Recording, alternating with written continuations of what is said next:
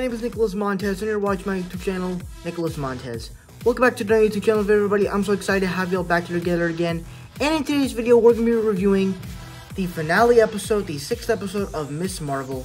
But before we start reviewing the last episode of Ms. Marvel, I think it's very clear to talk about, to rediscover my thoughts going into this show, and what are kind of my thoughts on the show as a whole after seeing the series as a whole.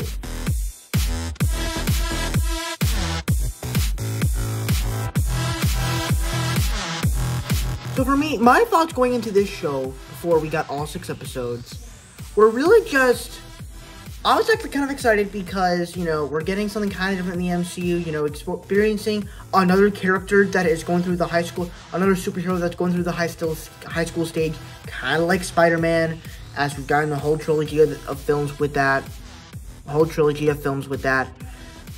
except it's kind of different. It's exploring a little bit of different kind of stuff, you know, exploring the backstory of the family, exploring all this stuff, but also changing her comic book origins, where in the comics, Ms. Marvel's an Inhuman, and in this show, well, you'll hear about what she is in just a couple minutes. But, yeah, so it had a couple things I was excited for, and really just, like, you know, introducing a new character in the MCU, introducing Ms. Marvel in the MCU. I personally never thought that the show would be a great thing. I personally think that she's going to be a lot greater when she starts interacting with other characters, and she's a part of the team. Like, when she comes into the Marvels, I'm actually really excited for her to be in that movie, because she finally gets to meet Captain Marvel herself, and she gets to meet Monica Rambeau, which is probably going to have some fun interactions here and there. However, I'm not the biggest fan of them changing her powers. At first, I kind of bonded with it, because it's like, it kind of looks cool when you get to, like, the 3rd episode, and she starts using, like, energy blocks to block the hits that everybody's doing, and, like, she starts jumping on, like, pedals, kind of like what Sisu did in Raya and the Last Dragon. And so it kind of has some cool stuff with it, but overall, it just wasn't that amazing with powers. And so, how do I think my thoughts have changed after this? Well, I'll tell you in just a second when I review this episode, but be sure to tell me what were your thoughts going into this whole season as a whole. But now let's talk about the 6th episode of Ms. Marvel.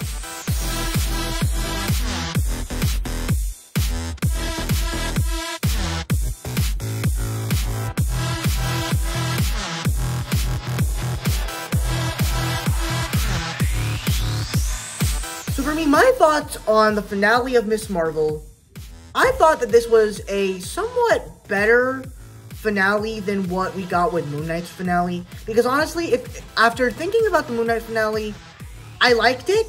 I think it's my favorite episode of the series, but I feel like I enjoyed it because it did superhero spectacle action, and I don't really feel like it closed out the arcs of the characters as much as what this series did, and that it somewhat gave a satisfying conclusion to these characters' arcs, where Ms. Marvel, where Kamala finally figures out her powers, she finally gets her suit, and what I actually loved is that her family, because, like, at first, they started out not really trusting her with going to Avenger Con, going out with these boys, and all this stuff, and now, because they know her secrets, they accept her, and there are a little bit of problems with that, but I like that they actually accept her, and the fact that Kamala's mom is the one that gives Kamala her suit, pretty cool. It honestly, it feels a lot like the Captain Marvel suit, but except made by Pakistani stuff. I thought that was awesome, and the fact that you brought the mask in, I thought that was cool.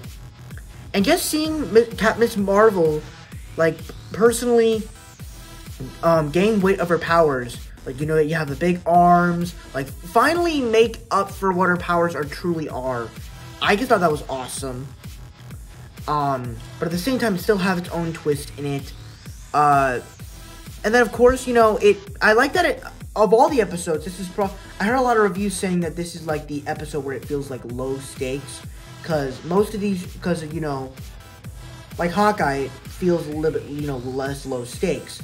this episode feels like a episode of a TV show where you're having a smaller plot, and that's kind of what this movie feels. What this episode feels like, where you're having a plan to defeat the damage control people, and it all works as they have all this like big plan and stuff.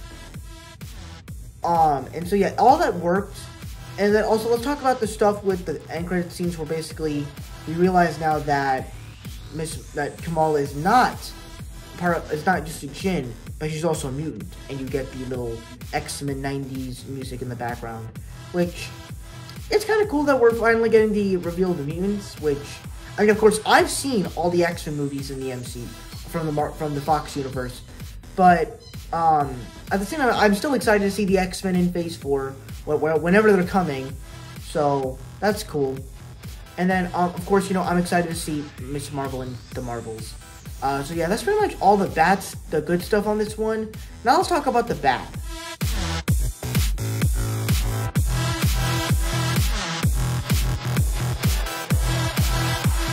And the bad stuff when it comes to this episode is it's very tricky as to what as to the closing of this show, because honestly, they set up all these other people to be part of this story and trying to stop them. And the damage control plotline, like I said, they weren't the biggest plotline in this whole episode, in this whole show, and you just saved that to stop them in the end. And I'm like, it was kind of cool that you want to fight them, and it's like throughout the entire show, it's like they're stopping them with fire extinguishers, they're stopping with softballs, but you're not fighting them. The only one that's fighting them is Kamran, who actually is trying to fight them because he's dangerous and they're trying to get him. And I mean, like, it's cool that's happening, but it's like, it's not exactly as like satisfying. Even when they're trying to attack Kamran, but they're trying to protect him, it feels weird because he's dangerous, but he's also trying to fight Ms. Marvel as well, but they're trying to protect him as well. Like, it's so weird in the way the story was told with Kamran. It's like, it was just very, very weird. And then even like with all the other characters, I thought it was kind of weird. And even with the girl that was the bully of Miss Marvel, and she was the one that got saved by her, I guess you could say it was cool that they were teaming up. Kind of, honestly, the little part where they're making a plan reminded me a lot like Fear Street. It was like a trilogy of horror films that came out back in like 2021. And that little bit of what they're planning of what to do with stopping the damage control people, it reminded me a lot like that, which I thought that was kind of fun. But it's like, what are they trying to do? Like, if they're not going to fight these people, what exactly are they trying to do?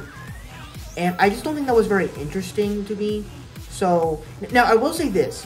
It was kind of cool that the girl used her TikTok to actually get the whole crowd of people together to actually, like, come together to defend Miss Marvel. So that was kind of cool.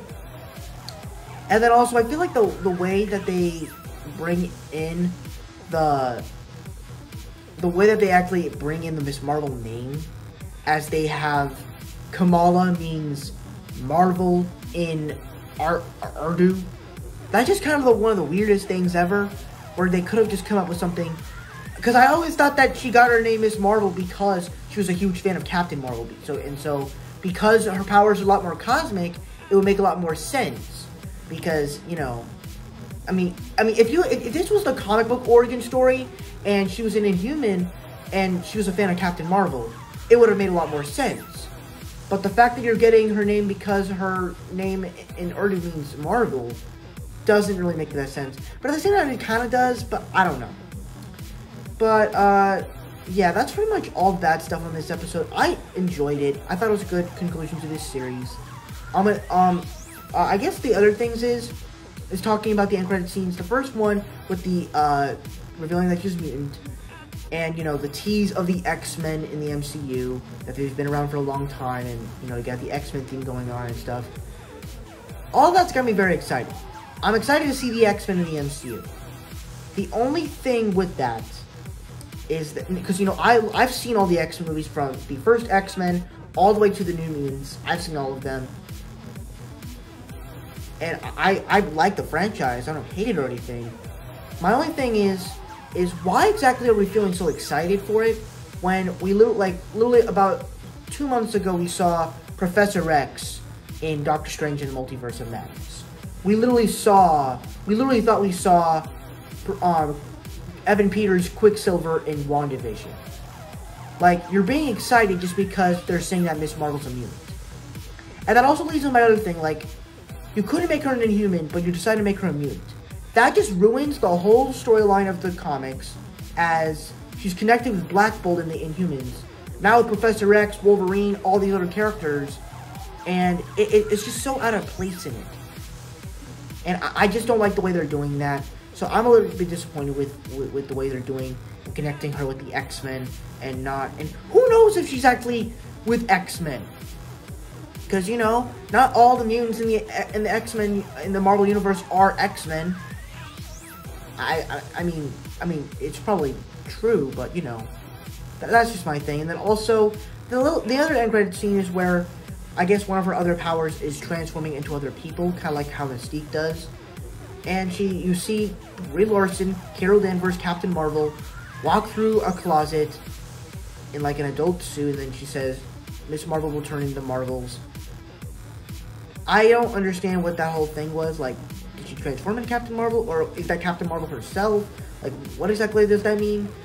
So, I'm a little confused as to what that stuff has to mean.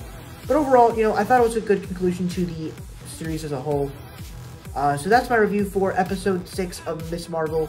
Before I get my final score, be sure to tell me down below, what are your thoughts on episode 6 of Miss Marvel? Did you guys love it? Did you guys hate it right between? Let me know all your thoughts down below in the comment section below. With that said, let's get all my scores.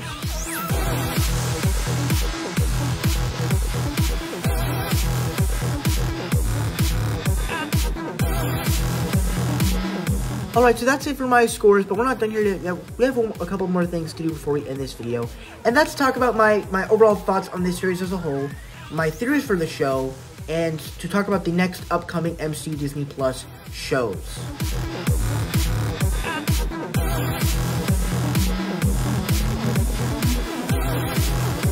And for me, my theories on this show, obviously, I'm excited to see Miss Marvel in the Marvels. That's obviously where this series is going to be taking place after this show. So I'm excited to see that. My overall thoughts on her connecting with the X-Men, I'm not exactly as confident as what they're doing. Maybe because, you know, the X-Men 90s franchise, the X-Men TV show from the 90s is coming back from Marvel, and it's going to be directed by Marvel Studios, but it's not part of the MCU. So that has me curious as to what that means. Is it going to be some type of multiverse crossover stuff with the X-Men MCU and this version of the X-Men? I don't know what that's going to mean. So honestly, I have no theories as to where all this is going to go. So I'm a little curious as to what exactly is going to be happening here. So that's kind of my theories as for the show of Miss Marvel.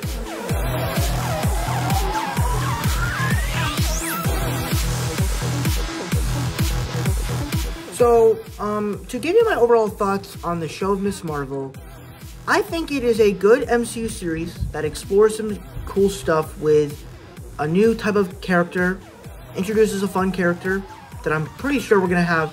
It's going to be a lot more fun to see her on side adventures with Captain Marvel and all these other characters. Maybe even have some interactions with Spider-Man at one point.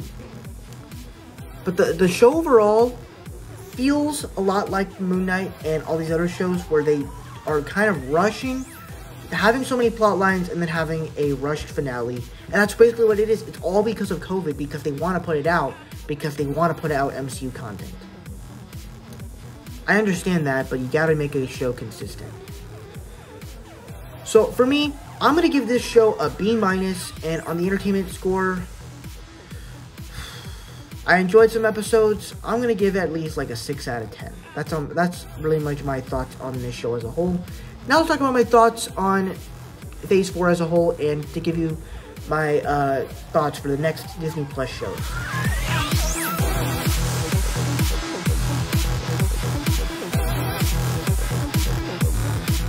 So my thoughts on Phase 4, so it's not really going to be any different because I talked about this in my Thor Love and Thunder review, which it came out a couple days ago.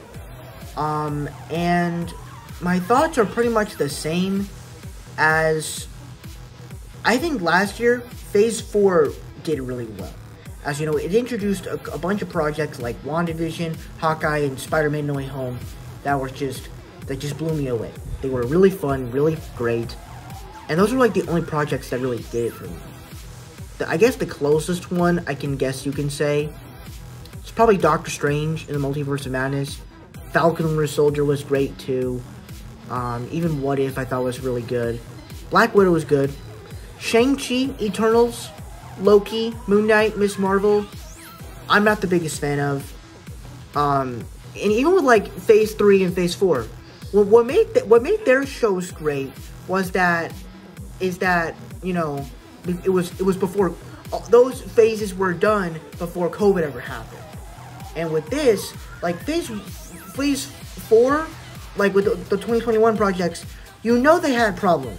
You know they wanted to add more stuff. They wanted to have more time to do stuff. But with these projects this year, it feels like that they wanted to just do more stuff and they didn't have the time to do it. So for me, I like Phase 4. I just think it's probably the weakest phase. It has good projects. I'm not gonna say it's not completely bad, but it is my least favorite phase of all the phases in the MCU. So that gives you pretty much a taste of it.